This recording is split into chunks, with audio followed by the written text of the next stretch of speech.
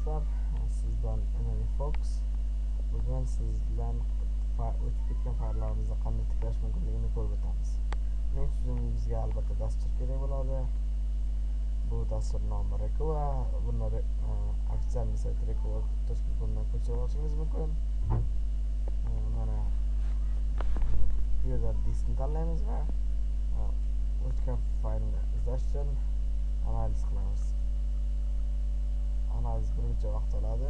3 ta siklda iborat bo'lib qiladi. Mana qolgan vaqt 2 sekund. Birinchi sikl tugashiga 2 sekund. Juda ham sodda chizilgan dastur. Bu bilan o'rganib yo'qotilgan fayllarni tezda tiklashingiz mumkin. Hakkerlikka birinchi qadam darsida mana tiklab ko'ramiz video darsligini. Buni tushadigan joyini ko'rsatamiz. Mana vastaralik videolarni belgilanganini tiklash va рабочий stolni belgilab tiklab ko'ramiz. Рабочий stolimizda bunaqa dastur yo'q. Ko'rishingiz mumkin. Mana va OKni bosib qo'ygan bo'lsak mana tiklandi darsimiz. Va hakkerlikka birinchi qadam.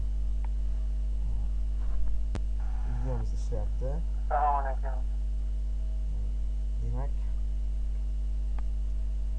muvaffaqiyatli tarzda tiklayapti. Ammo mana bu yerda qizil bo'lganlar bu yo'qotilgan fayllardir. Bu vaqtida tiklamasangiz bu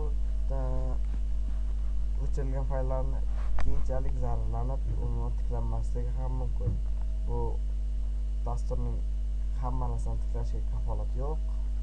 Ammo har holda ma'lumotlaringizning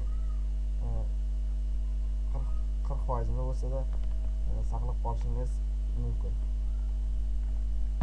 Siz bilan Farruh Abdullayev bo'ldi. E'tiboringiz uchun rahmat.